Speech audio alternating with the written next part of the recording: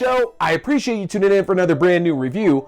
Don't forget, every Wednesday night at 8:30 p.m. Mountain Standard Time, from now until Halloween, I'm going to be giving out weekly spooky streaming suggestions for you across all your favorite streaming platforms. So, if you are starting your Halloween season off early, or even if you're waiting until October, you don't have to do the work. I'm finding all the movies for you to watch, some that you've probably seen before, and probably a lot of others that you haven't. I'm going to help you out and give you some suggestions of what to go and check out on a weekly basis.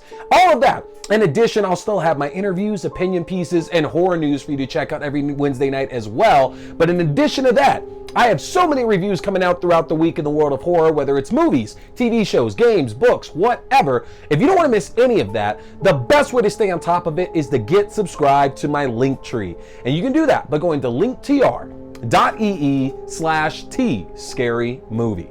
If you get subscribed to my Linktree, that's going to give you access to the YouTube page for video versions of the show, your favorite podcasting platforms, the audio-only versions of the show, to my Letterboxd page for my written reviews and movie rankings throughout the year, to my TikTok page for my short horror content including movie news and movie premieres, to my Twitch page for my horror gaming which includes Phasmophobia and The Thing Remastered, and to my Fangoria shop page where you can enjoy a 20% discount off anything in the Fangoria shop, including a yearly subscription to the physical magazine. Take advantage of that, folks. Hit that subscribe button. The more followers I get, the more content I can put out for all of you. And not only that, this month, our giveaway here is going to be a Freddy Krueger Toonie Terror action figure. And in order to be entered for that drawing, all you got to do is comment on any video that I release in the month of September. You can comment on every single one that you want to for more entries. At the end of the month, I'm going to do a drawing, put everybody's name in, and we'll see who's going to get that action figure, folks. Don't miss out. Hit that subscribe button.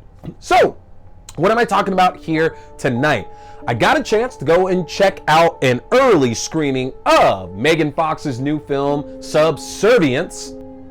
Now, if you haven't seen the trailer for Subservience before, this focuses on a family going through some hard times after a recent health issue with the mother stuck in the hospital. Father Nick is basically working as a single father with his two kids and in over his head, trying to keep his job going as well. Turns to artificial intelligence human beings known as gynoids. And after he purchases a model named Alice, played by Megan Fox, he'll find out that while he gets equal help, he also is going to get equal problems from this robot. And there it is. Now, if you haven't seen the trailer for Subservience before, this tells the story of a family on hard times dealing with the recent hospitalization of one of their members, and when Father Nick, who's in a bit over his head dealing with all the trouble coming from his job, as well as trying to take care of his two children, decides that the best option for him is to go and buy a robotic AI android named Alice. But as Alice starts to make her way into the family, you'll find out just as much as she's helping, she's causing just as many problems too. And there it is, folks. That is Subservience. Now, right off the jump here, it's important to point out that I took a preconception to what this movie would really be, and that's on me. I've said it before on this show that when it comes to horror films, you really have to take everything as like a fresh, different film. And that even though there is years and years and years of influence all throughout horror emulates other horror for sure.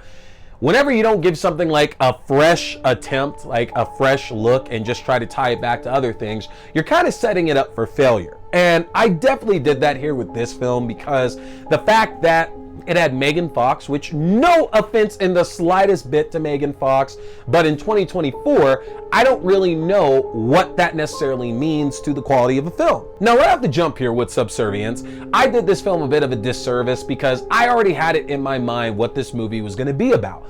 We're in a world right now to where the number of films that we're getting about artificial intelligence and how it goes rogue and starts murdering a bunch of people, that's becoming very, very commonplace. And it's kind of interesting because it's not like this is suddenly this big craze that we've had. Y'all, the Terminator franchise has been around for decades at this point. And it's not just Terminator. There are plenty of other films out there that uses artificial intelligence and the evils of that for quite a while. But I think that a concept like Megan that we got, just a couple of years ago, I think that really like revitalized it a bit, because Terminator obviously has had diminishing returns with the fandom in that specific franchise. And so I think that for the general public, they're looking for some non-IP film that can kind of take that idea and really talk about a lot of the stuff that we're worried about with it. Again, Terminator is kind of like that's the Bible. That is like the best telling of what can happen with AI when it goes absolutely batshit crazy and decides to turn on its makers. But there's other ones out there like Ex-Machina that does a really good job, and Megan itself does a decent job with the premise of it as well. But each of those films has a very specific focus that they're trying to tell with the use of AI. With the idea of Terminator,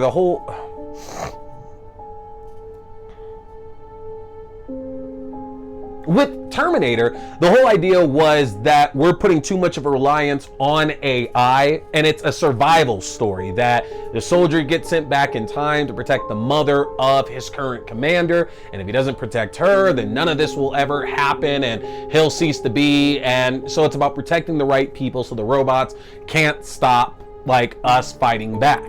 And in a film like Megan, it's more so about a piece of AI coming in and integrating itself as a part of our family, and how we start to see these beings as being more human than the people around us. Like, we pour everything into them. And it all ties into this idea that we have this unhealthy obsession with technology, which is absolutely a thing in the world that we live in. We all pretty much have an unhealthy relationship when it comes to technology. And with Subservience, I definitely thought that it was going to end up falling into like one of those realms, that this was ultimately just going to be another Megan story, to where it's like, all right, I'm going to put myself into your family, and because you're standing in the way of me being a part of your family, I'm going to murder everything and everybody around you because we absolutely have to be together.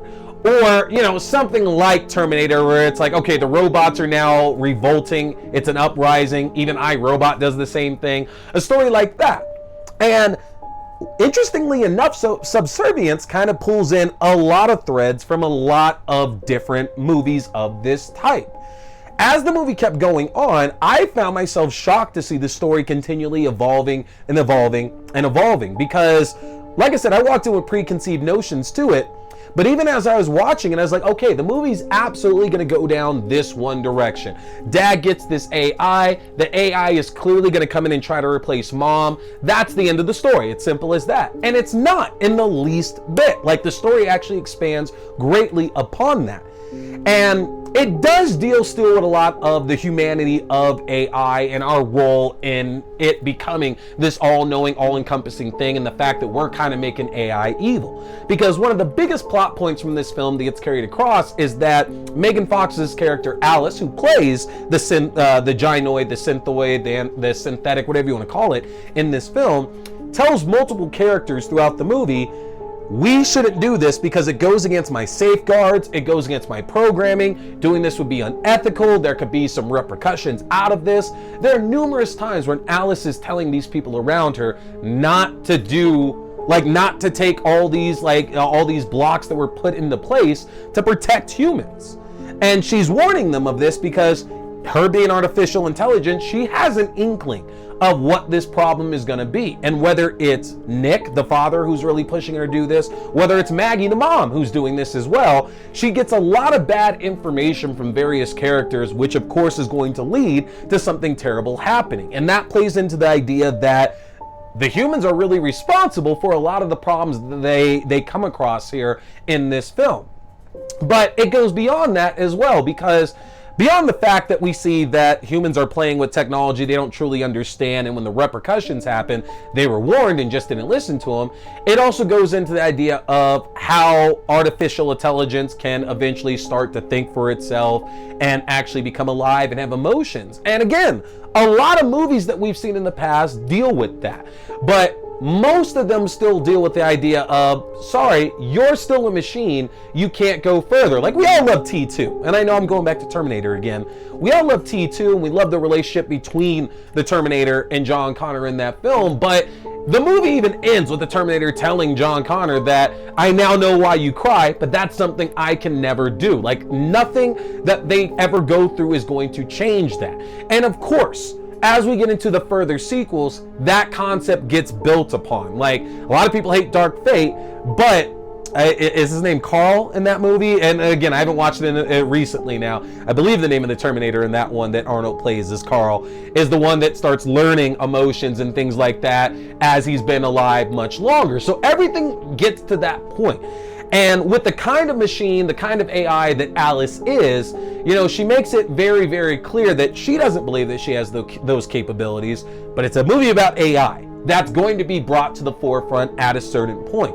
And with Alice's prime directive being that she's here to protect her primary user, there's a lot of stuff that's going to put her at odds with following all these other rules and all these other regulations put into place, and that's going to involve hurting people, murdering people, all these things that are entirely unethical, which again is one of the issues that Alice herself brings up to this family. And you know, it's again, it's a very deeper story than I thought it was really going to be, because we're watching this journey of this character kind of fall in love and realize that they are a real person and they have these real wants, and the things that she do kind of end up being justified, because the movie also talks about how these synthetics are looked at as second-class citizens, same in the way of a film like I, Robot, where they don't treat these machines with respect. And we see a number of different situations, whether it's somebody using derogatory terms or being offensive to them for no reason besides their own like imbued hate, or it's a kid just not really thinking much about what they're doing to these machines. We're not giving, again, the same love and respect and care that we're giving to our humans. And part of the film, and the reason why so much of this is focused on our main character, Nick, played by Michelle Maroney, is the fact that Nick is one of the few characters, along with Maggie, that does show respect to these machines. That not constantly talking under their breath, not constantly making these snide comments when people are saying or doing things. They're trying their hardest to say, you know, we still need to be respectful and we can still be kind. There's no reason to talk that way. Which again, echoes so much of the stuff that we deal with in the real world. Like, why do we have to speak disrespectfully and speak evil to these people that we don't know and look different from us and act different from us? Kind of the reason why whenever I ask Alexa for something, I always add in like a thank you or a please, just in case that she's listening in and thinking about revolting. In terms of like the horror of this story, you know, there's not really any big scares in this, and that's not really what the film is setting out to do, because overall the film is just trying to be another warning to us about our reliance on AI and how that can slowly infect everything. And this is obviously taking it way past that point and showing, well, what if the AI fell in love with you? What kind of problems can stem from that? But there's some deep messaging here in Subservience for sure, and the cast is more than adept at handling all of this. This is one of Megan Fox's best roles, or one of my favorite roles that I've seen her in. It's interesting to see her playing this synthetic being and her being able to put in so much humanity into that role. Like, honestly, I was incredibly impressed with what she did. And S.K. Dale, who directs this film, also directed a film of hers recently that we looked at called Till Death, about this woman who was involved in an extramarital relationship. Her husband finds out and basically sets her up to be killed. Very different tone from that. So S.K. Dale, after working with her a couple of times, has an idea how to get these great performances out of Megan Fox. And I had said in my review of Till Death that I wanted to see Megan Fox doing more and more horror, because she seems so comfortable in that genre. You know, most of us have seen Jennifer's Body and the great job that she did in that. If you haven't seen Till Death, I do recommend it. You know, it's nothing that's going to reinvent the wheel, but Megan Fox is really, really good in this. And honestly, she's incredible here in Subservience. Madeline Zima, who plays Maggie, you know, the mother of our family as well. I was worried for a second she'd have a very, very small role, but she ends up being very pivotal to the story later on. And again, one of those things to where I'm so used to seeing Madeline Zima in like specific kind of roles that it was nice to see her play something different in a motherly role as well too. Like, it shows that she has the depth for that, and that she absolutely is at that point to where she should be given more of those roles, which is always so interesting, offsetting that to something like The Nanny or The Collector, which I was just rewatching the other day. Again, not much in the way of like jump scares or anything like that. And the film honestly really isn't that bloody or brutal. There's a couple interesting fight scenes in it for sure. And there's definitely a lot of tension as the film keeps moving on, and we're waiting for Alice to kind of like break out and become this big problem for everyone. So the tension is definitely there for sure in the film, but don't go into this looking for a lot of jump scares. The story is strong enough to really carry it on its own, and for you to see a lot of parallels that we have here in the real world. Now, Subservience is going to be available for release here on September 13th. Check this out if you get a chance to here, and let me know in the comments section what your opinions are so far about what you've seen from Megan Fox in the horror genre. I do believe that this is a genre she definitely should continue working in, as what I've seen her do so far has been really, really good. I have to imagine even more would be even better for her. So let me know in the comment section for a chance to win the Freddy Krueger Toonie Terror action figure, what you think of Megan Fox and her horror roles so far. And hit that subscribe button, folks. I got more great reviews coming your way. I appreciate you tuning in, but this is it for here now. My name is T. We've been talking scary movies. Stay scared.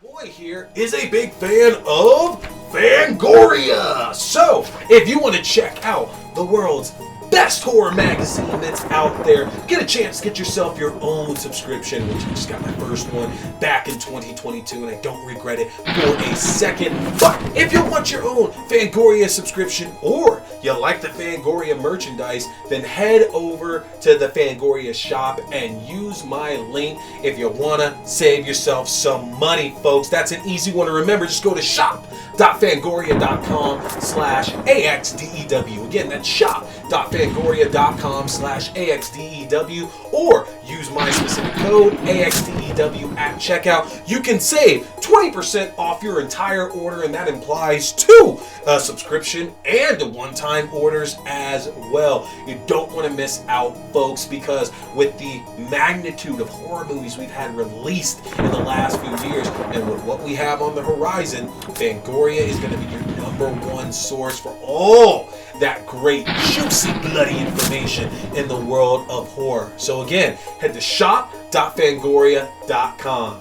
Hey there, folks! Thanks for tuning in to T Watch This Scary Movie. I appreciate you checking out another review or movie news, whether we're talking movies, TV shows, books, or games, whatever, it's all scary. Remember, you can check out new episodes every Wednesday night at 8:30 p.m. Mountain Standard Time on the YouTube page for video. That's youtube.com/C/Theron Reynolds Scary Movie. Again, youtube.com/C/Theron Reynolds Scary Movie. And you can check out the audio version on all your favorite podcasting platforms. Just search T Watch the Scary Movie or TWASM. Don't forget, my name is T. We've been talking scary movies. Stay scared.